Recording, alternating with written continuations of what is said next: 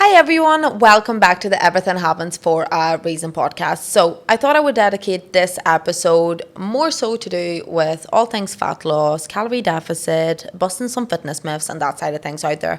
I feel like I haven't done too much on like actual education, when it comes to fat loss and that sort of thing on here to now, because I know it is boring and I know it's repetitive and there's so much you see on social media about it already. But I just thought I would come on and do like even just a brief episode just to help anybody out that might need it, like in case you feel stuck on your health and fitness journey. Obviously, this is what I do for a living. I help women feel more confident. I help them feel empowered, get stronger, healthier, become the best versions of themselves. And I've got to this point where I have found my niche in my business, which is very much so like my coaching is very much lifestyle orientated. Okay. So what that means is, I'm not just here to give you a 6-week transformation, like get the before and afters and that's it. It's not about that, because one thing that I always say is, like, say for example your goal is fat loss.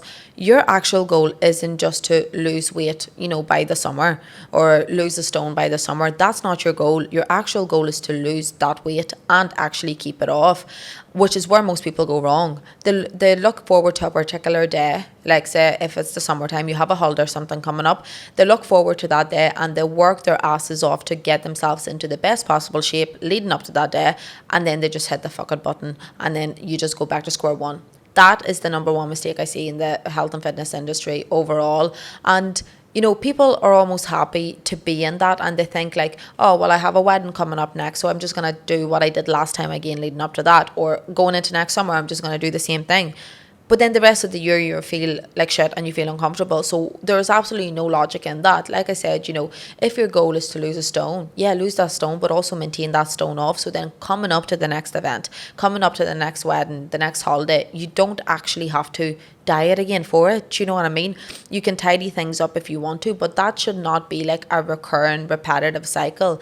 That is not how your health and fitness journey should work. You should be able to do it once and do it correctly. It should not be a constant like, okay, here we go again, I'm on a diet, here we go again, I'm on a diet, because that is just a mindset, and that's just showing that all or nothing mentality, which is the most common thing that I see flare up. So when it comes to the all or nothing mentality, what does that mean in the fitness industry? Essentially, if you're the type of person that's all or nothing, you will either give everything your 100%, so you'll jump into it guns blazing, and you're going to do 10,000 steps every day, 6 workouts a week, push your calories far too low, eat 1,200 calories, etc., etc. So you're doing literally absolutely everything.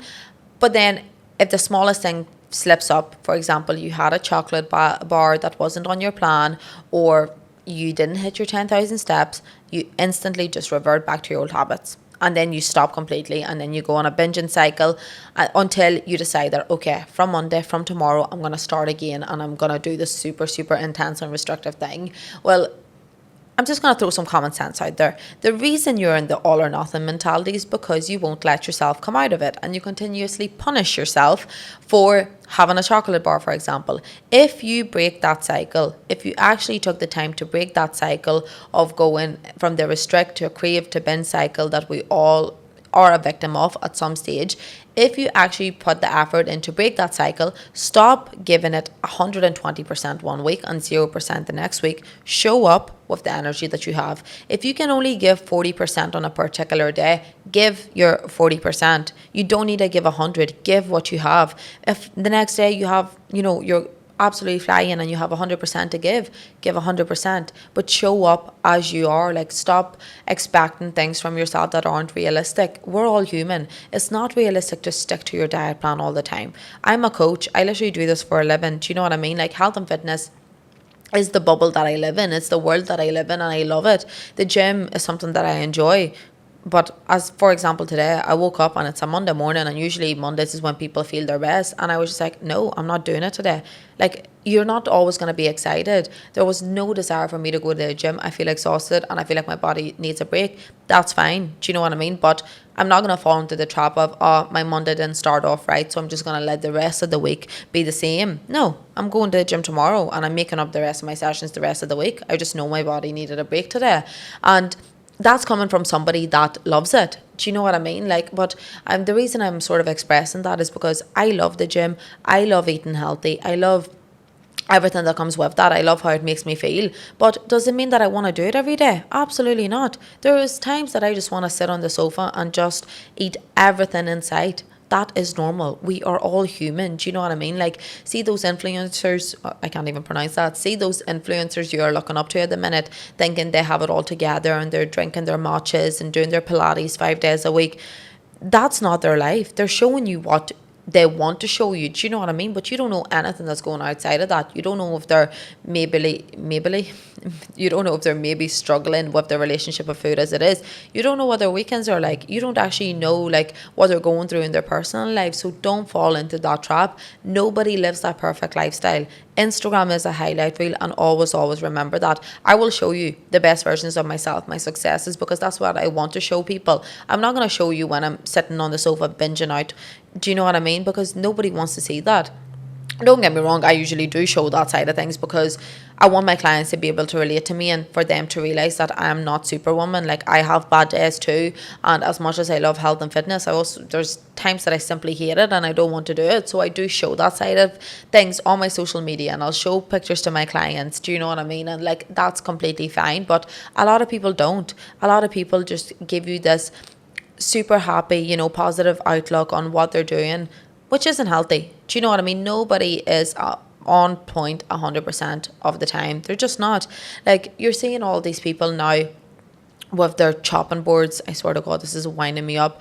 They have their chopping boards. They put steak, their eggs, their blueberries, like a lob of butter, etc. on the chopping board, and talk about how this is the only way that we should eat. Look, I get the perspective, okay? Obviously, less processed foods, everything else, 100%. Like, I understand where they're coming from, and I'm not dissing that whatsoever. But for an average person that's living an average day-to-day life, that, health and fitness is not something that they absolutely love, they are not going to wake up and have steak, eggs, and raspberries for their breakfast. Do you know what I mean? With a tablespoon of real butter. By the way, it can't even be shop bought butter. That's not normal for a normal person. Do you know what I mean? Like, yes, I understand the logic behind it. I understand like what they're trying to promote behind it. But then the other end of it, I'm like, you need to actually relate to the people. Like, we are surrounded by, for example, I work with so many mummies that are up in the mornings, they're running out their door, they're grabbing themselves a coffee or an energy drink just to keep themselves going. They skip their breakfast or eat their kids' leftovers. This is real life. Do you know what I mean? That's what 90% of the population are dealing with. It's not just as simple as let's everybody wake up, at 5 a.m. in the morning, watch the sunrise, do your meditation, do your yoga, and then you can go make your breakfast. It'll take you half an hour. It's not. Like, some of us grab a yogurt and run out the door as quickly as we can, and that's okay too. Like, what I want to make really, really obvious when it comes to your health and fitness journey is it should be your journey. Like, your health and fitness journey is precisely done to you. It should suit your lifestyle. Like, your health and fitness needs to actually complement your lifestyle, not complicate it. Do you know what I mean? Absolutely nothing should change. You should only be making improvements on your day-to-day routine. Like, what's going to make you 1% better every day or every week. That's what you need to focus on, rather than trying to become a person that you're just not at the minute, because it's not going to be sustainable and it's not going to be realistic for you. And I always say this to clients, like, one thing that always flags up is my clients will be like, oh, like, I see this girl and she's progressing so much faster than me. Like, why is that? Am I not doing enough? Etc. etc. And then, like, you shouldn't even compare two people, because they're completely different people. How your body responds is going to be different. Do you know what I mean? But also, like, just break down your lifestyles. Like, one of them might be somebody that, like me, that works for themselves, that the gym is just part of my day-to-day lifestyle. I work around my own hours. I can go to the gym whenever I want, 5 days a week if I want to. I can make the time for that. Do you know what I mean? Like, I used to work on the gym floor. I used to hit my steps by literally 10 a.m. when I was there. I can meal prep my meals and have everything ready because I'm only cooking for myself, so I only eat what I want to eat. Versus a mom that has maybe 3 kids and a full-time job. Do you know what I mean? That's office based, for example, and she has a family to look after. she needs to prioritize her own time, her downtime, everything else.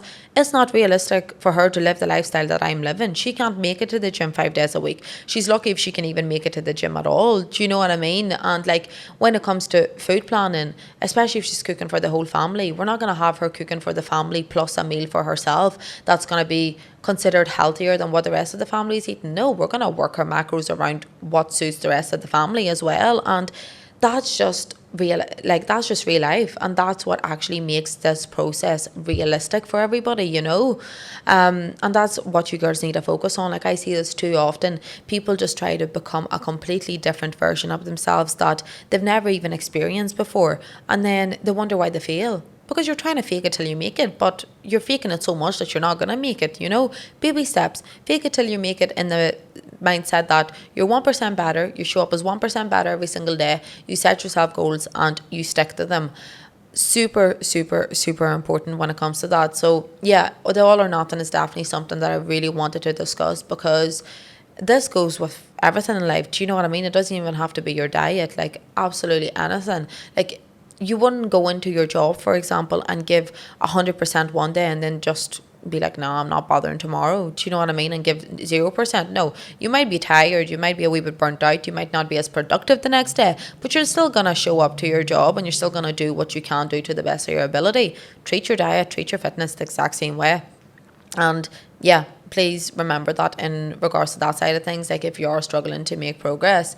But I do understand, like on social media at the minute, there are so many different things that we see, so many fad diets and everything else going around. And one thing I will say, like the way you want to sort of approach that side of things and think, okay, is this diet going to work for me? First of all, if it's the likes of a 6-week or an 8-week shred, it'll work short term. Do you know what I mean? Like it'll work short term, but what you need to take away from that is, are you going to learn anything from it? And do you see yourself doing what you're about to do for these 6 or 8 weeks for the next 5 years of your life? If the answer is no, don't do it, because that is the way it should be.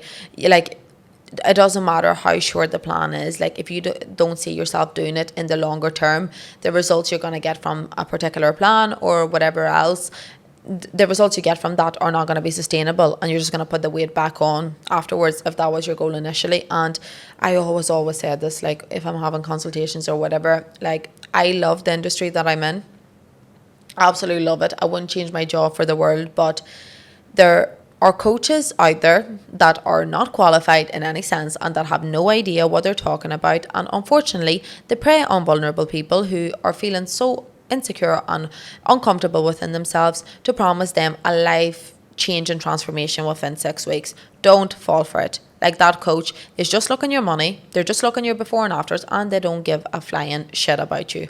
And yeah, I'm probably gonna get a wee bit of ruffled feathers from that, and that's okay. Like that is completely okay, because to put it this way, like if somebody's promising you a life change and transformation over the period of 6 weeks, they're talking bullshit, because that's physically impossible in any scenario. You cannot change your habits, you cannot change your lifestyle, you cannot achieve the body of your dreams in a 6-week period. That should take years. It does not take 6 weeks.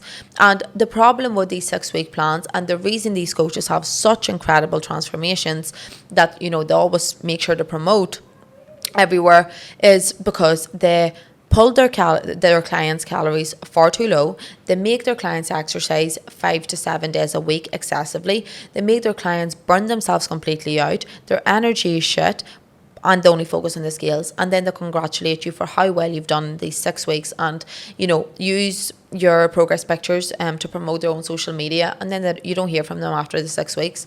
And then the problem with that becomes, is because it's so unrealistic and it's so extreme to an average person that can't stick to that in the long run, then the client will just revert back slowly to their own old habits, essentially. Do you know what I mean? They go back to their old habits, and what happens from there is all of a sudden the weight just goes back up but twice as fast, and then they feel like they need that coach again in order to lose that weight again. And this is when it becomes that repetitive cycle. The coach is constantly getting money coming in, you're paying their bills, that you constantly feel dependent on them and like you need them in order for the accountability and to follow this meal plan, when in all reality, if you actually done like a plan that was wee bit longer period of time, not 6 weeks, because that's just not realistic for anything.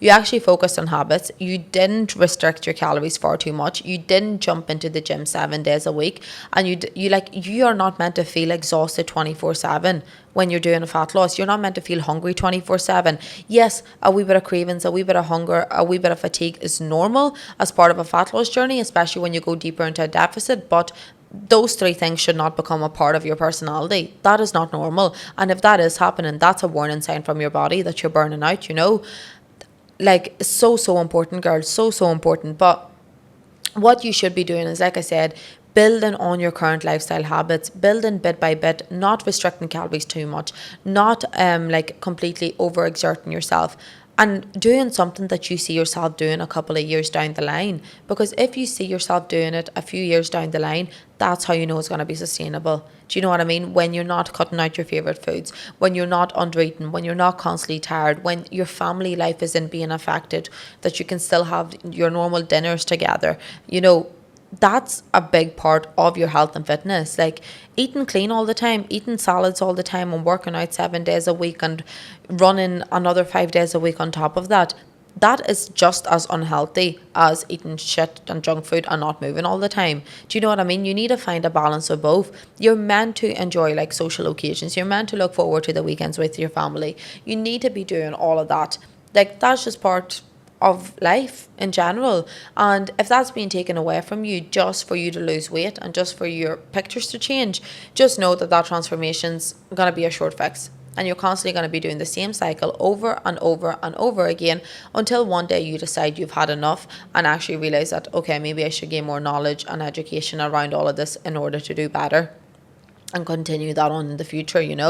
But yeah, girls, look, like I said, a very brief episode, just sort of like covering that side of things, because your health and fitness is so important, and it's not something that should be viewed as a chore. Like, working on yourself, working on your mindset, working on your body, working on all of those things should not be a chore, and it isn't a chore unless you make it. It's like people say, like, oh, I'm constantly on a diet, I'm constantly dieting. Your diet doesn't mean something bad. Your diet is simply what you choose to eat. Some of us have better diets, some of us have bad diets. Do you know what I mean? Like, that comes down to the nutritional value of your foods. Stop associating a diet with something that's a punishment or a chore or something that's gonna make you feel like shit. That's not the case at all. If that is the case, then you're going the wrong way about it, and what you actually need to do is revert back and gain more knowledge about a calorie deficit, gain more knowledge about not restricting, understand like maybe your binging habits, being aware of those side of things, like why is all of that happening.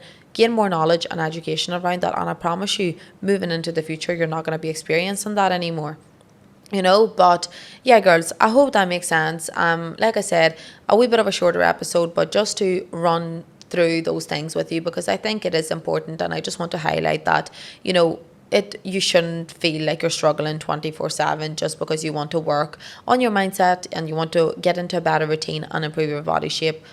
You don't need to feel like you're constantly struggling. That's not a normal emotion, and if you are, you need to reevaluate things. But thanks for listening anyways, and I hope you enjoyed this episode, and I hope that it helped you, ladies. But besides that, I will get catching up with you all again next Wednesday.